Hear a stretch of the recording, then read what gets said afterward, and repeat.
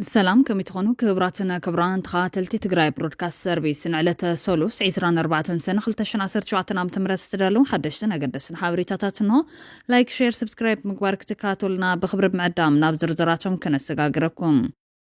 كاب مغلا أزيو تعم زينا يقال حلوم وررت حيلتات وطو زبل متنقطا تواهيب وملو بخالي وغن نابز غنيات تسلمت استراي نبرت قحيلكا كاب تخبابي موتا أم عراب تقرايون كم زجمرة تسمعون بخالي وغن بانكي وغاغن عوت عمتاو مخسب كم زمزقبا ناتقلت ايوم حزب تقراي تقال عيكاون زقور زلو قجلتات ايتا جيتات وردان دكتور دبرتين قبرم كايلن نابزتك قاربت حتي تملوم شعبيا كابتاب زالان بساز خفتو تخصي بتوساقي كالي معبالغة إلولون በአፋር ክልል በኩል ወደ ትግራይ የሚወስደው መንገድ ከ10 ሰዓታት በላይ ተዘግቶ እንደነበር ተሰማ። መንገዱ የተዘጋው ብልጽግና በሚያሰለጥናቸው ታጣቂዎች ምክንያት ነው ተብሏል። በአፋር ክልል ስልጠና ላይ የነበሩ ቁጥራቸው 2000 ይደርሳል የተባለላቸው ታጣቂዎች ከመቀለ 20 ኪሎ ሜትር ርቀት ላይ በሚገኝ ቦታ መስፈራቸውን የተነገረው ኤርትራ ሰራዊታ ናብ ዶባት ትግራይ ተጸጋዓላ እዚ ኣብ መንጎቲ ሻዕብያን ህወሓትን كجبر صنح صمدو تزغبا معباله خمس عيكاله زياتو من كالو تقدس زبلنا يوم حبريتاتاتن بزرزر داتيسنا نابخم كنبلينا مسنا صنحهم بقدامنت كاب مقلا زيت عم زينا يقال حلوم لوم على 24 سنه 2017 عام تمرت كوميتي አባላት ፈጻም ስራሕ ፌደሬሽን ኮሶ እግሪ ኢትዮጵያ በዘካየደው ህዝብ ዛኺባም ውሳነታትን ተሐልፍ ሰለስቴን ጋንታታት ትግራይ ማለት 70 ደርሳ ስሑል ሽራ ወልዋሎ ዩኒቨርሲቲ ዓዲግራት ንዝመጽ ውድድር ዓመት 2018 ዓም ተምረት ኣብ ፕሪሚየር ሊግ ንክጸንሐ ተወሲኖሎም ደገፍቲ ጋንታ ከተማ ማለት 70 ደርታ ደገፍቲ ጋንታ ወልዋሎ ዩኒቨርሲቲ ዓዲግራትን ደገፍቲ ጋንታ ስሑል ሽራን ኳደስ በለኩም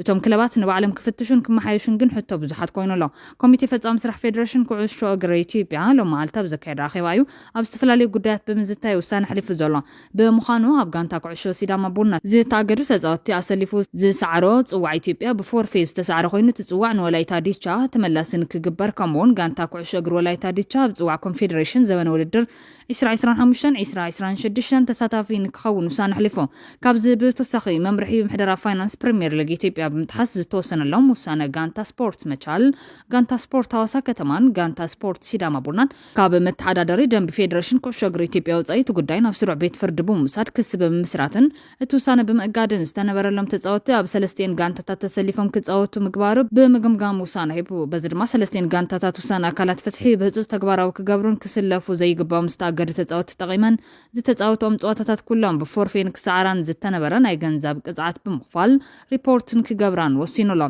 إتن كالوت 14 ጋንታታት መምርሕ ፋይናንስ ተኸቲለን ከም ዝሰርሐ ምርመራን ክግበርን እቲ ምርመራ ክሳብ ዝዛዘም ኣብ መንጎ ጋንታታት ፕሪሚየር ሊግ ዝግበር ምንቅስቓስ ዝውውር ተጻወቲ ተኣጊዱን ክጸንሕ ተወሲኑሎ ኣብ ዘበነ ውድድር 2018 ፕሪሚየር ሊግ ኣብ 2017 ፕሪሚየር ሊግ ተሳተፍቲ ዝነበራ ኩለን 18 ጋንታታትን ካብ ላዕለዋይ ሊግ ዝዓበያ 2 ጋንታታትን ብምውሳኽ ኣብ መንጎ 20 ጋንታታት ንክካየድን ኣብቲ ውድድር ዓመት 4 ጋንታታት ናብ ላዕለዋይ ንክወርዳን ተወሲኖም ምጽናሕ ጋንታታት ትግራይ ሓደ ዓቢ زعوا خوينو نزن ጋንታታት ናብ ዝውድቀት ዘቱ ኣካየድ ስራሕ ቦርድን ፕሬዝዳንትን ተጋሩ ተጻወቲ ኣብተን ጋንታታት ክሪኡ ዘይደሊሉ ኣሰልጠንትን ምክትላት ኣሰልጠንትን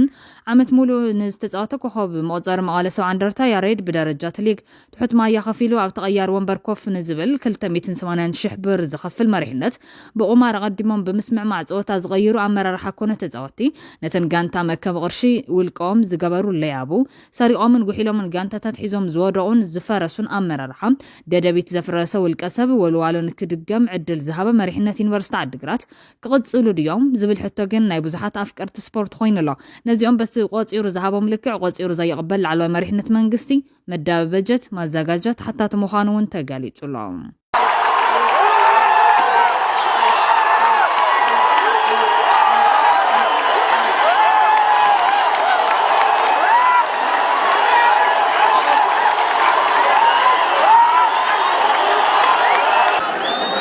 كالي دس زبل زينا بانك وغاغن عوت عمتاو مخسب كم زمزغبه تغليصوم عمتاوي مخسب بانك وغاغن 4 بليون كوين تمزغيبلو بزز تحغس سبات الملا سرحنيات تكالن كحغسكم يلوملو بتخينات بصحكم كاب زنبره صلوا وصخم كند زاكل مخسب نمركاب بمصحكم يبل زبليو اب تግራይ بزبلصه كم تنقساقسلو نت كابيتالكم دما تسفا نغبر يلوملو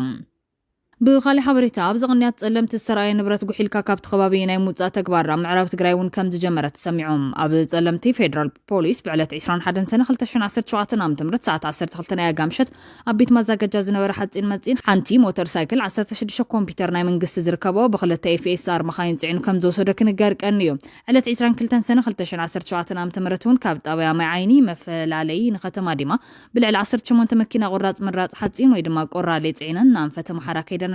وانا توسع دما سراويت ኢትዮጵያዩ ከም ዝተባሃለ ይፍለጥ አበይ ከተማ ማይ ጸብሩን ኣብ ዓዲ ሓርሽ ዝበሃል ማዓስከርና ኤርትራውያን መዕቆብ ዝነበረ መንበር ቆርቆሮን ሓጻዊንን በናይሮም ከም ዝወሰድዎ በሐፈሻ ንብረት ህዝብ መንግስትን ወረዳ ጸለምትን ከተማ ማይ ጸብሩን ኣብ ተኸባብ ብዘሎ ወረርቲ ሓይልታትን ሰራዊት ኢትዮጵያን ይውረር ከም ዘሎ ክንገርቀን እዩ ኣብ ተኸባብ ደጀን ወረርቲ ብምዃን ተወለድቲ ተኸባብ ተሳቕ ዝነበረት 68 ክፍለ ሰራዊት ብ24 ተቀየር ከም ዘላ ዝግለጽ ዘሎ ኮይኑ ንብረት ድማ ተጻዒኒ ይወሰደሎ ክብልዮም መንጭታትና ክገልጹ ቀንዮም بشنخ معرب تግራይ ውን ተማሳል ምዕባለ ከም ዘሎ ይዝግለጽ ዘሎ ጋዜጠኛ መድሃን የግድያ ብዘርጉ ሓበሬታ ኣብ ምዕራብ ትግራይ ጽንተት ዝፈጸሙን ሃፍቲ ተጋሩ ዝወረሩን ውልቀ ሰባት ምህዳም ጀሚሮም ኣለው ኢሎም በርከት ዝበለ አመራርሓን ሰብ ሃፍትን አንስቶምን አዝማዶምን በስተፈላለየ ሰበብ ብጥዕና ዕረፍት ወዘተን ኣብ አዲስ አበባን ካልኦት ከባቢታትን ወሲዶም እዮም ዝበለት ጋዜጠኛ ንብረት ውልቀ ሰባትን መንግስትን በበዝሒ ይሽየጠሎም ደመቀ ዘውዱ በደብዳቤ ደው ከብሎ ፈቲኑ ይካለን ክልተ ምክንያታት ኣሎም ሓደ ሽየጥ ሸይጥካ ዝተሓዝ ሒስካ ንምህዳም ካላይ ሃፍትን ሓድግን ምዕራብ ትግራይ ንምጥፋ ምዃን ተረጋጊጹ ለክብልዩ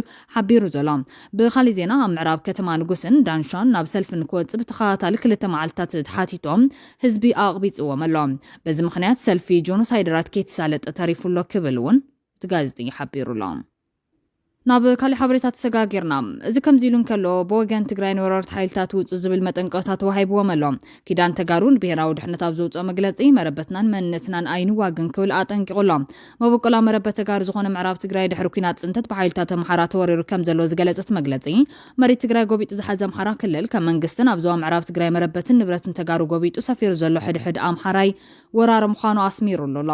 ኢትዮጵያ ከም ሃገር መንግስቲ ፌደራል ድማ ከም መንግስትን ትግራዋይ ክጸንስ መሬቱን ንብረቱን ኩረር ዝገበሩ እንትኾኑ ድሕሪ ስምዕ ሰላም ፕሪቶሪያ ውን ተኾነ ዝተወረረ መረበትና ከይምለስ ብምግባር ሰላሕታዊ ጽንተት ክቕጽል ይግበር ከም ዘሎ ዘብርሃ ኮይኖም ዕጡቃትን ሲቪላትን ወረርቲ በብግዚኡ ነገር ዝጽሕትር መላዓልን ሓድሽ ዘይነበረ ታሪኽን ምፍጣር ዓይነታዊ ውዲት ይሰርሑ ኣለዉ ኣብ ቀረባ መዓልቲ ድማ ንሕና ኣካል ቤጌ ምድር ጎንደር እምበር ኣካል ትግራይ ኮናን ዝብል ሰልፊ ተገይሩሎ ንሕና ውን ብዘይካቶም ተገዲዶም ዝተሰለፉ እቶም ከም ዝብል ወረርቲ ኢኹም እምበር ተጋሪኢኹም ኣይበልናን ክብል ገሊጽዎም ኣሎ ህዝብ ትግራይ ጉዳይ ምዕራብ ትግራይ ተዛዕበየ ብሄራዊ አጀንዳ ገይሩ ድሕሪ ስምዕ ሰላም ፕሪቶሪያ በሰላም መሬቱን ህዝቡን ክምለሰሉ ተማሕጺን ዝበለ መግለጽ ኪዳን ተጋሩ በወገን አምሓራ ነገር ምሕጽሕታርን ምጓሃርን ኮነ ናይ ወራር ሸዋቱ ከም ዘይተቀየረ ንርኢ ኣለና ሊቃን አምሓራ ልብ ክትብሎ ዝግባ ጉዳይ ግን ከም ተጋሩ ምስ ዝኾነ ጎረቤትና ሰላም እምበር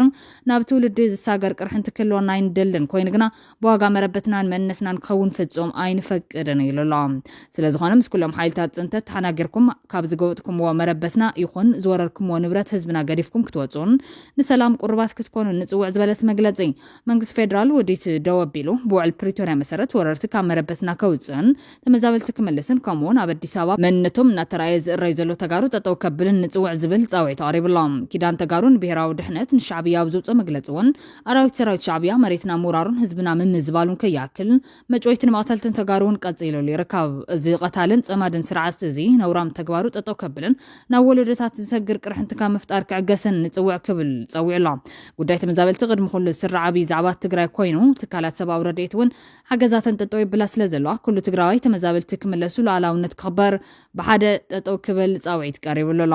ኣሜሪካን ሰብኣዊ ሓገዝ ተውዕሉ ዝነበረት ፋይናንስ ብምቁራጻ ልዕሊ 14 ሚልዮን ህዝቢ ክመውት ከም ዝኽእል መጠንቀቕታታት እናወጹ ዝርከቦም ብኣሜሪካ ዝሕገዝ ዝነበረ ውድብ ምግቢ ዓለም ሕቡራት ሃገራት ኣብ ሰሜናዊ ምዕራብ ትግራይ ብዙሓት ተመዛበልቲ IDPs ዝርከብሉ ከተማ ሽረ እንዳስላሴ ዝነበረ ዛዕበየ ቤት ጽሕፈቱ ከም ዝዓጽኦ ፍሊጥዮም ካብ ተመዛበልትን ሰራሕተኛታትን እትካል ዝረኸብናይ ሓበሬታ ከም ዘመላኽቱም እትትካል ኣብ መወዳእታ ሰነ ነቲ ዝዓበየ ቤት ጽሕፈቱ ክዓጽኡ ዝተገደደ ብሰንኪ ሕፅረት ባጀትን ዳግመ ውደባ ስርሒታት ከም ዝኾነ ይዝገልጽ። እቲ ቀንዲ ከፋፋሊ ረድኤት ሕቡራት ሃገራት ዝኾነ ትካል እዚ ውሳነ ዝውሰን ዘሎ ኣብቲ ብኣማይ ተሽሓት ዝቑጸሩ ካብ ምዕራብ ትግራይ ዝተመዛበሉ ተመዛበልቲ ኣብ ከቢድ ኩነታት ከም ዝርከቡ ኣብ ዝግለጸሉ ዘሎ እዋን ምዃኑ ሻቐሎት ፈጢሩሎ።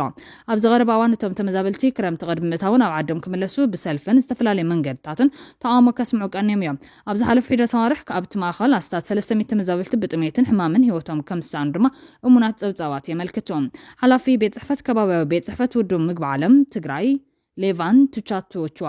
ንኣዲስ ስታንዳርድ ኣብ ዝሃቦ ሓበሬታ ቤት ጽሕፈት ሽረ ንዓጽዎ ኣለና ኣብ ዞባ ሰሜናዊ ምዕራብ እነሳልጦም ስራሕትና ካብ መቐለ ኮይንና ክንቀጽል ኢና ክብል ኣረጋጊጾም። ሓላፍነት ምዕዳል ምግቢ ናብቲ ብኣሜሪካ ዝምወል ዘይመንግስታዊ ትካል ሓበራዊ ህፁፅ ስርሒት ይሰጋገር ከም ዘሎን ውድብ ምግቢ ዓለም ድማ መደብ ኣመጋግባ ምገባ ኣብ ኣባይቲ ትምህርትን መደባት ምጽዋርን ምትግባር ክቕጽል ምዃኑ ገሊጾም። ቢቢሲ ትግርኛ ካብ ኣዋሃቲ ማእኸልን ሓኻይምን ምዕፃወት ቤት ጽሕፈት ዘረጋገጸ ኮይኑ እንተኾነ ግን ካብኣቶም ዝተረኸበ ሓበሬታት ረድኤት ናይ ምዕዳል ሓላፍነት ናብ ትካል ኣገልግሎት ሬድዮ ካቶሊክ CRS ከም ዘመሓላልፎ የረድእ። እዚ ምዕፃው ቤት ጽሕፈታት ድሕርቲ ብውድብ ምግቢ ዓለም ቀዲሙ ብዛዕባ ሕፅረትን ምወላን ብምጥቃስ ዝሃበ መጠንቀቕታ ስዒቡ ዝኸውን ዘሎ።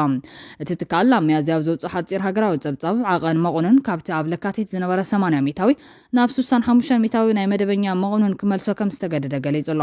ኣብ እዋን እዚ ሕድሕድ ተመዛባሊ 9 ኪሎግራም እኽሊ 1 ኪሎግራም ጣፍን 1.1 ኪሎግራም ዘይትን ኣብ ወርሒ ይረክብ። እቲ ትካል ቀዲሙ ነቲ ሓደገኛ ሕፅረት ገንዘብ ብምጥቃስ ካብ ጉንበት ጀሚሩ ን650,000 ሕፅረት ምግቢ ዘለዎን ደቂ ኣንስትዮን ህፃናትን ዝካየድ መደባት ጥዑይ ምገባ ከም ዘቋረፀ ፍሊጡ ነይሮም። እዚ ንተጋሩ መራሕቶምን ድቃስ ዘይህብ ቀዳምነትን ህዝቢ ክኸውን ዘገደድ እዋናዊ መጠንቀቕታ እዩ። ንሕና ማ ዘንቀሳቕሰና ሲግና ልዕሊ ማንም ክንቀሳቐሰሉ ነርና ኢና። ነዚ ህዝቢ እዚ ግን ብሰንኪ ናሃትኩም ድኽመት ኣብ ዘይኮነ ዓዘቕቲ ኣትዩሎ ሕጂ እውን ክምሕፀነኩም እየ ዝደሊ እስካብታ ንኸይድ ወይዘሮ ፈትለ ወርቂ ይነግር ኣለኹ ኣነ رأيين زلك تنسيو زيرك رأيين حدين عيب المزار يحفر ديو لا تقول مطيقة يحفر ديو أي يحفرن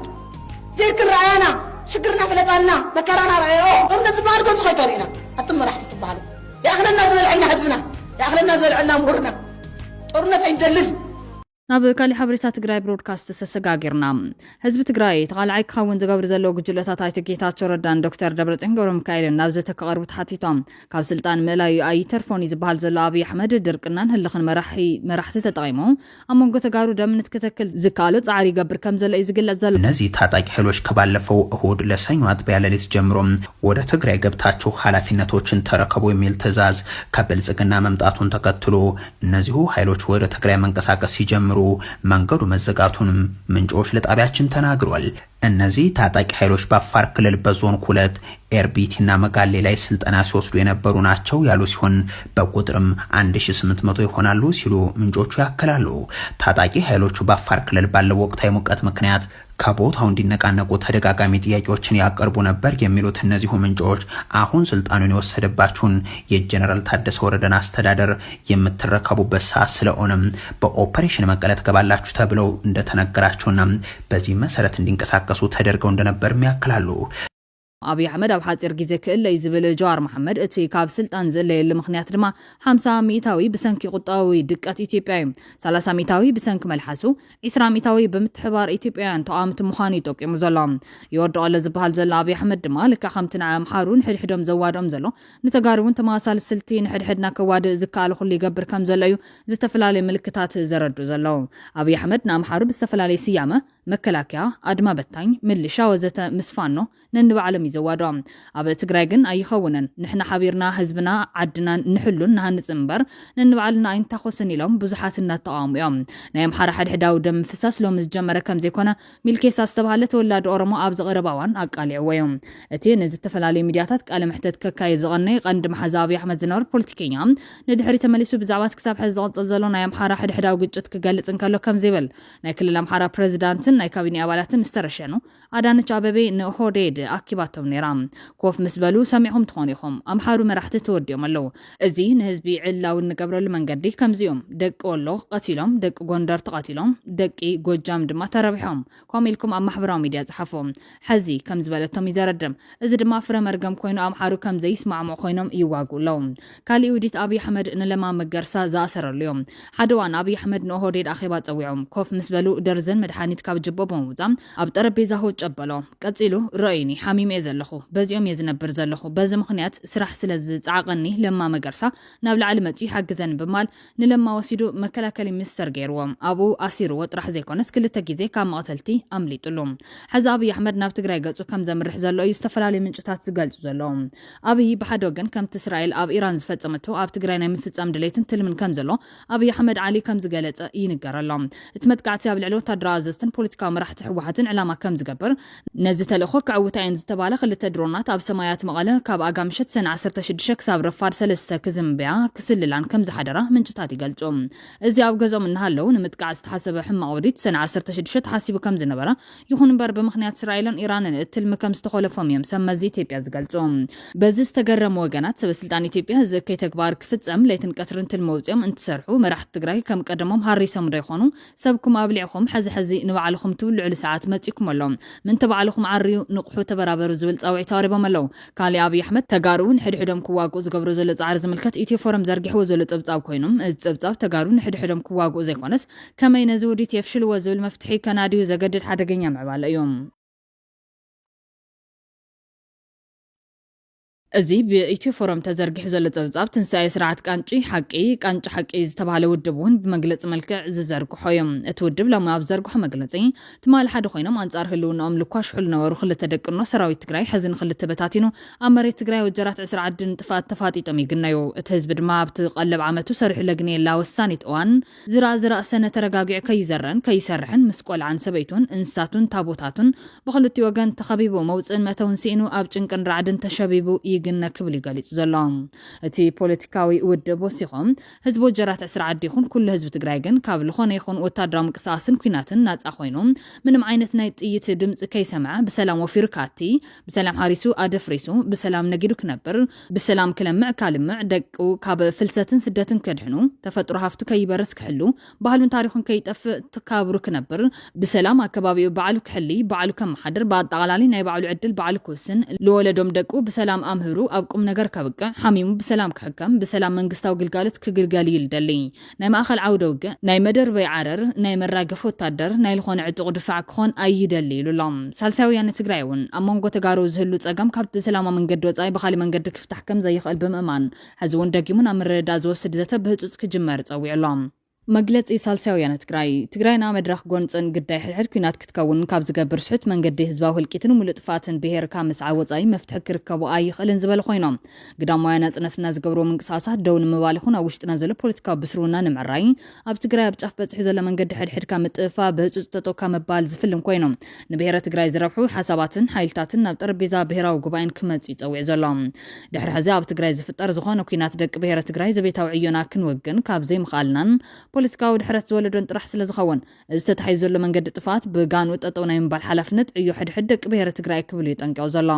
እቲ ሓደጋ ፖለቲካ ትግራይ ብቕልጡፍ ናብ ስልጡን ዘተ ክምለስ ብምግባር ጥራሕ ክሕከም ከም ዝኽእል ብምእማን ቁፅሪ ሓደ ኣጀንዳ ትግራይ ምግባር ኩሉ ትግራዋይ ክረባረብ ዝፀውዕ ሳልሳይ ወያነ ትግራይ ንኩናት ዘተርፍ መንገዲ ሕርያ ኩሎም ፖለቲካውን ሓይልታት ክኸውና ተላብዎ ሕድሕድ ዝምልከቱ ኣካል ሓላፍነት ብዝስምዖ መንገዲ ክንቀሳቐስ ሓቲቱሎም ተመራማሪ ታሪክ ተስፋ ኪሮስ ኣረፈ እውን ነፃውዒት ዘቕረበ ኮይኑ ኣብ ትግራይ ሓድሽ ምዕባለ መባታዊ ፖለቲካ ትግራይ ይመጽእ ከም ዘሎ ያመልክቶም እቲ ተመራማሪ ታሪክ ትግራይ ካብ ብልጽግናዊ ወራር ጎበጣን ጽንተትን ሓራከ ወጻት ወታደራዊ ካድረታት ሕወሓት ክፍለ ህዝቢ ፖለቲካዊ ክንፊ ሕወሓት ኣብ ንሕንሕ ስልጣን ተጥሒሎም ኣብ ትግራይ እዞም ዝስዕቡ ጉዳያት ማለት እውን ኪሳራታት ማዕቢሎም ብምባልዩ ምዕባለ ተንቲኑ ዘሎ ቀዳማይ ሕወሓት ተገማሚዑ እቲ ምግማዕ ናብ ኮሚሳራት ሕወሓት እውን ልሒኾም ንብሔራዊ ሓርነትን መሰል ዓርሲ ውሳነን ዝተጋደለ ሰራዊት ዕላም ውስሒቱ ሕወሓት መን ይምራሕያ ብዝብል ንሕንሕ ስልጣን ተጸልዩ እስካብ ስልጣን ከዋልድ ናብ ዓፋር ምውፋ ዓፋር በጽሕሎም ካልኣይ ምልክን ሕሽክርናን ዘይሰበሩ ተጋሩ ኣካል ምጉጃልን ምግማዕን ሕወሓት ኮይኖም ብሳዕቤን ድማ ብሄራዊ ኣጀንዳ ትግራይ ተዘንጊዑ ፖለቲካዊ ሓይልታት ከይተረፉ ውድባቶም መንነቶም ብምጉጃልን ጉጅለታትን ሕወሓት ተዋሒጡ ሃሲሱ ደገፍቶምን ኣባላቶምን ናብ ደንበ ጉጅለታት ሕወሓት ሰሊሎም ሳልሳይ ቃልሲ ብሄራዊ ሓርነት ኣንፈት ስሒቱ ብንሕንሕ ስልጣን ተዓብሊሎም ብሳዕቤን ድማ ትግራይን ተጋሩን ውዕል ፕሪቶርያ ካብ ዝእሰር ልዕሊ 2 ዓመት ኣብ ወራር ጎበጣን ጽንተትን ቀጺሎም ራብዓይ ትግራይ ናይ ምድሓን ውሽጣዊ ናሃርን ሕራንን ደጋዊ ሓገዝን ከይተጠቕምናሉ ተሪፎም ትካላት ማሕበር ምሕደራታትን ትግራይ ግቡእ ግልጋሎትን ምሃብ ዝኽእል ዓቕሚ ከይፈጥራ ተኾልሲሰን ተሪፈን ክብል እዩ ተንቲንዎም ዘሎ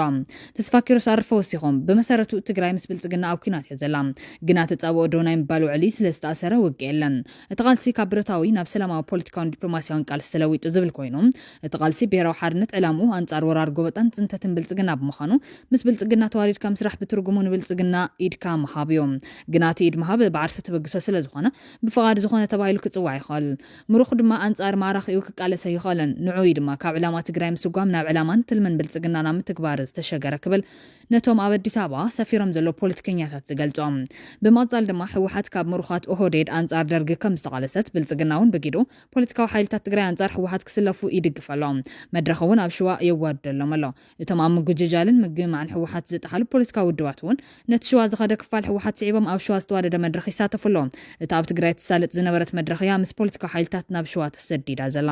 የኢትዮጵያ ዲሞክራሲያዊ መኮንኖች ንቅናቄ ዝብል ውዳበ ምሩኻት ወታደራት የጣይሽ ከም ዝነበረ ብልጽግናውን ምልሻታት ሕወሓት ኮሚሳርያት ሕወሓት ይውድበሎ ኢድ ጸናሒ ክብልውን ወሲኹሎም ብሓፈሻ ክነቅፍ ከሎ ድማ መራሕቲ ሕወሓትን ኮሚሳራቶምን ኩሎም ፍንጫላት ካብ ልቢ ኩሉ ህዝቢ ካብ ዝወፁ ጸኒሖም እዮም ህዝባዊ ዕላማ ይብሎምን ድኹም መሪሕነት ኣለዎም ናይ ምሳሓት ዕድሎም ብጣዕሚ ገዚፍ እዮም ኣብ ዝሓለፈ 2 ዓመታት ብህዝባዊ ተቃውሞ ተገዲዶም ናብ ብሄራዊ ዘተ ዝኣተውሉ ወይ መሊኦም ዝወድቁሉ ዕድል ሰፊሕ ነይሩ ይኹን እምበር ዝተወደበ ህዝባዊ ተቃውሞ ዝመርሕ ተሳኢኖም ተቃውምቲ ውድባት ሓዊሱ ዓርሱ ክኢል ዝመርሕ ጠንካራ ውድብ ተሳኢኖም ምሁራት ኣባላት ተቃውምቲ ውድብ መናእሰይ ርእሶም ክኢሎም ምሕሳብን ምምርሓን ኣይከኣሉን የግዳስ ብኣተሓሳስባ ናብ ገሊኡ ፍንጫል ዘንቢሎም ተጠሊፎም ኩሉ ናብ ሓዲኦም ፍንጫላት ሳንጣ ምእታው እምበር ርእሱ ክኢሉ ጎልዩ ዝወፀ ሓይል ጠፊኡ ክብል ይዝወቀስ ጳጉሜን 2015 ዓ.ም ዝጀመረ ሰላማዊ ተቃውሞ ነይሩ ኣብ ክንድና ደጋገምካ ምፍታን ካሊእ ተደራቢ ኣንፈት ሰላማዊ ቃልሲ ምቕያስ ብቐሊሉ ተስፋ ቆሪፅካ ምግዳፍ ነይሩ ህዝቢ ኣብይና ዝበሃል ጌጋ እዩ ህዝቢ ብተደጋጋሚ መሪሑ ዘርዮ ቃልሲ ዘላምዶ ይደሊ ድሓር ድሓር በብሰሙኑ ኣብ ዝግበሩ ኣኼባታት እናተረኸብካ ምዝራብ ከም ቃልሲ ተቆፂሩ ሕራነ ተንፊሶም ቀስ ብቐስ መንገዱ ዘንጊዑ ከይተረድኦ ናብ መንገዲ ፍንጫላት ሕወሓት ኣትዮም በዚ ምኽንያት እቲ ስቕ ዝበለ ብዙሕ ህዝቢ ዝውድቦ አንፈት ዝሕብሮ መሪሕ ዘቃልሶ ሲኑ እኖ ሕድሕዱ ክዋጋ ኣብ ጫፍ በጽሕሎም እዚ ናይ ኩላትና ድኽመት እዩ ሕዚ እውን የረፈደን ኩልኻ ንሕድሕድ ኩናት ተቃወም ብዘይናትካ ህይወት ጉልበት ገንዘብን ሞራላዊ ድጋፍን ክዋጉ ይኽእሉን ኣይፋል ዝብል ድምፂ ስምዕ ጉድኣት ከተቐሪ ወይ ክትቅንስ ትኽእል ኢኻ ሓደ ዝተዛባዕናዮ ስሕተት ተሓሳስብ ኣሎ ብዙሕ ሰብ ዝድግፉ ሓይሊ ቀልጢፉ ብኩናት ስዒሩ ዝሓሸ መፍትሒ ከም ዝመጽእ ዝኣመን ይኹን እምበር ሕድሕድ ኩናት ተጀሚሩ መወዳእታ ይብሉን ተጣዒስካ ዘይመለስ ብሄራዊ ጉዳት ይስዕብ ብሕድሕድ ኩናት ጥፋት እምበር መፍትሒ ከም ዘይመጽእ ሚትሚታዊ ተረጊጽ ዛረብ መፍትሒኡ ኣብ መንጎ ተጋሩ ዘተ ክግበር ድፍኢት ምግባር ጥራሕ ክብል ይጸውዕ ዘሎም ስለዝኾነ ድማ እዞም ጉጅለታት ጌታቸው ረዳን ዶክተር ደብረጽዮን ገብረሚካኤልን ናብ ዘተካኣቱ ጻውዒት ቀሪቡሎም ብኻሊ ወገን ሻዕብያ ካብቲ ኣብ ዛላንበሳ ዝኸፈተ ተኽሲ ብተወሳኺ ካሊእ ምዕባለ ቀፂሉ ኣሎም ኣብ ዛላንበሳ ሓደጋ ቅትለትን መቕሰልትን ዘውረዱ እንዳ ሻዕብያ ሓዘን ኣጋጢሙካ እውን ንምንታይ ሓዘንካ ንምንታይ ተቐቲለ ትብል ኣለኻ ካብ ምባል ሓሊፎም ነቲ ንፕሮፓጋንዳዊ ሃልኪ ለቐናዮ ዝበልዎ ከባቢታት እውን ተመሊሶም ከም ዝቆፃፅርዎ ነቲ ኣብኡ ዘሎ ህዝቢ እውን ናይ ምቕታል ስጉምቲ ከም ዝቐፀሉ እቲ ዝቐተልዎ ትግራይ እውን ኤርትራዊ መበቆል ዘለዎ እዮም እንታይ ገዲስኩም ክብሉ ብኣወል ስዒድ ኣቢሎም ዝገልጹ ዘለዉ ኮይኖም እንዳ ሻዕብያ ኣይኮነን ንኣዝዩ ሕልኽላኽን ነዊሕ ናይ ጽምዶ ጉዕዞም ንንሓንቲ ሜትሮ ሓበራዊ ጉዕዞ እውን ዘይእመኑ ምዃኖም እናረጋገጹ እዮም ቅድሚ ዝኣገረ ንሃይለ ደደቢት ሓበሬታ ኣለና ኣብ ዓርቢ ዕለት 27 ኣብ ከባቢታት ዓዲ ሓቂ ኣብ ኣርዓ ጠርቀ ሓደጋ ኣጋጢሙ ፖለቲካ ዘይብሉ ክልተ ሰባት ተባኢሶም እቲ ኤርትራዊ ወተሃደር ሰትዩ ስለ ዝነበረ ተኪሱሉ ናይ ሞት ሓደጋ ኣጋጢሙ ስነ ስርዓት ቀብሪ ድማ ብክልቲኡ ወገን ሰራዊት ኣብ ዝተረኽቡሉን ስድራ ቤት ኣብ ዝተረኽቡሉን ብቐዳም ዕለት 28 ተፈጺሙ ንሕና ድማ ብዕለት 29 ድሕሪ 2 መዓልቲ ማለት እዚ ናይ ህዝቢ ምስ ህዝቢ ርክብ ኣካይድና ማለት ስለዚ ሃይለ ነዚኣ ከተጋፍሓ ትደልየሉ ዘለኻ ምኽንያት እንታይ ብውሽጢ ሰብ ጌርናልካ ኣለና ድዘራረብ ተለካ ክትዘራረብ ትኽእል ኢኻ ዝሓዝካ ሒዝካ ናብ ስቱድዮ ዘጓይ ግን ዘሎ ኮይኑ ይስማዓንን دحركا اتحدقا كو عب كبابي أرعات أرك إيو أقاتيمو ناي أرعات أرك حبريتا خلقا ديو ونمخانو اتبوتا بوتانا خوينو اتهزب خاطو اللو إلو سراويت إيرترا لقي قلو خابزو اللو بوتاي استفنا قولوكم اللو سيلنا القسنا اللو زلنا بوتاي مسقدفنا يو ناي مستنقر زحدقا زقاتمه اتبوتا سراويت إيرترا استفنا قل هزبي قم اللو سولو إلو خابز قدفو بوتا انت خوينو نمتاي خانزي سناي نقر قدم أبر خابيل كاحت قلتو زي فتنكا أنا بزوح نقر يدقر من دلو حيلة تقبرو دلخا اردا كالو ديو دحر اتمواتي أبو إيرتراوي ودودو باربايو أب حقو أب كورباري أبي وطالو سلازي مواتي نعانا قربنا اتحزن حزننا ايو هايله صمدوم الشعبية تسفى زلو مسيل وكد قفز صنحة حيلم حزي كبيد مفرحن متنقطان زغر وزلو خينو نتاغادي مزفلت قفعتات شعبيان وشتب مقباريو نتصمدو كد قفز صنحهم 30 خوينوم دقنسي تقراي زدفرو ناي شعبية سراويتن ناي أول زيان هسان تيترفه كاب ودي شدشت عمت كاب كسادن تحت قويرهم زخرو شعبيان اغلن زحوسو اغلن سقران زحوسو شعبيان نتوم أنا يقرمكا مسكن دا سالة مزعبيني قشي نقوسا زبهال قتيلهم أو قداسي حديروس نقو نسعدا نسولي حيزب عبي ود 8 عام 7 زقب قتيلهم أفتات ولد كل قبابي زبهال كمزي زقبر شعبيان هايمو تلوخ شعبيا غيرو هاتي تتوكيسو بروباغاندا صريح خوي شعبيان كلهم قبنات كحيدو صمدو كبلن كلو بزحات تغارغن صمدو كبلو ابلع الحزب تግራይ ዝተፈጸመ ጆኖሳይድ ተገምጢሉ ክጽሓፍ ዝገብርዎ ዘሎ ፈተነታት ንብዙሓት ከቆጥዕ ጸኒሑ እዮም ሰምን አከብካ ምጭፍጫፊ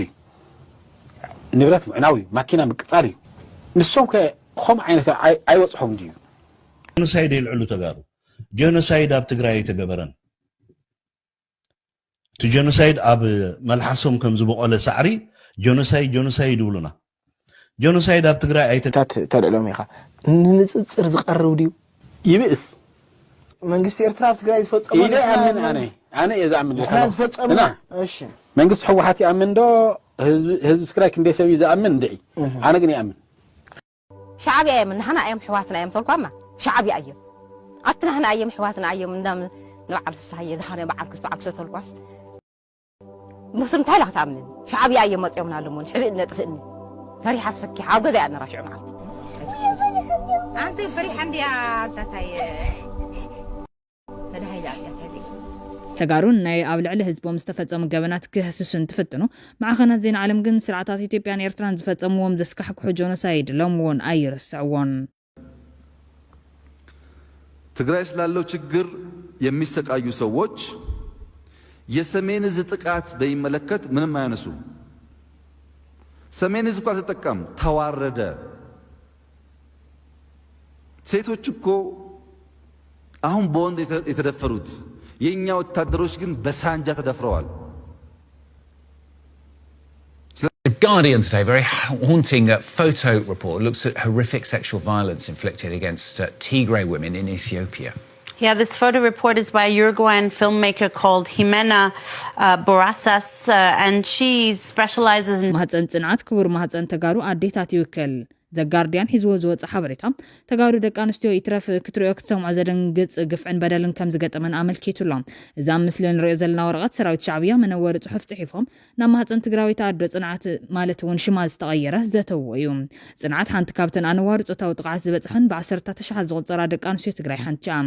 ማህፀን ጽንዓት ክቡር ማህፀን ተጋሩ ኣዴታት ይውክል ናስታት ክልተ ዓማውቲ ኣብ ውሽጢ ክቡር ማህፀን ጓል ኣንስተይቲ ጽንዓት 8 ዝመረቱ ብሎናት ክልተ ክፋላት ጭፍሪ መቑረፂ ክልተ ግፋ عود حستو زلو صحف زحازون كي بسبسو ببلاستيك زيت تقللون ورقاقت ترخيبا تحستوتهم منور إيد صحفات كم زيبل قداماي دك إيرينا جاقانوينا كومينا نقبر كنقصلو لينا حزوان دك آنوستي تقراي فركم زيهبا كنقبرينا حناش حنشعاتم 29 تمرت كنفاديو حزوان أم مسمرنا لنا كالاي دك أسمرا جاقانوينا اتبتيس عز قور كيو رسيح يدرو نحنا قن حزوان أين رسعنينا كاب حج جميرو حانت تقراويتي كاب تقراوي آي كتولدنيا فديت حنا مخانا بسرنا كان الرقاقطوينا كاب حج جميرون حانت قوالن ستيتي كي تحادقو بلون ንበለን ይብል ጽንዓት ቅድሚ ትጾታ መጥቃዕቲ ቅድሚ 7 መዓልታት ማንታ ዝሓርስ ታድያ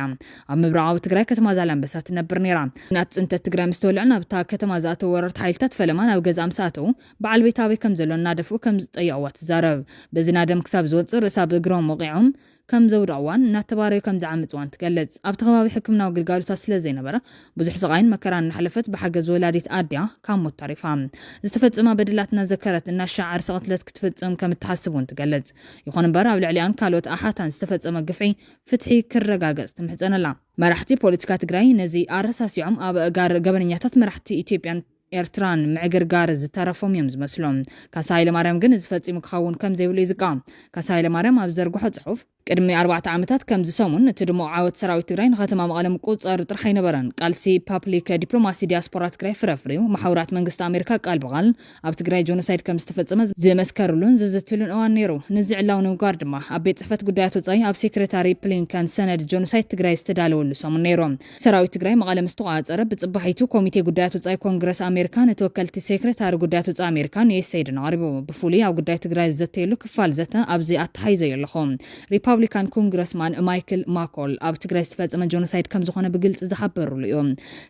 ሰኣናያ መሪሕነት እዚ ኩሉ ብራኸ ናብ ሓሙኽሽ ተቐይሮም ሎሚ ጉዳይ ጆኖሳይድ ትግራይ ኣይኮነን ዶ ጓኖት ከልዕልወስ ፖለቲከኛታት ትግራይ እኳ ካብ ኣጀንዳኦም ፍሒቖምዎ ብደቡብን ሰሜንን ዘለዉ ጆኖሳይደራት ተቐራሪብና ክንሰርሕ ኢና ኢሎምና ሕዚ እውን ረፊድ እምበር ኣይመሸን ዲያስፖራ ትግራይ ዳግም ንበራበር ኩሉ ከይድታት ጆኖሳይድ ትግራይ ኣብ ኣሜሪካን ኣውሮፓን ከምኡውን ኣብ ውድብ ሕቡራት መንግስታት ተሰኒዱ ስለ ዘሎ ቃልስና ንቐጽል ክብል እዩ ተማሕጺኑ ዘሎ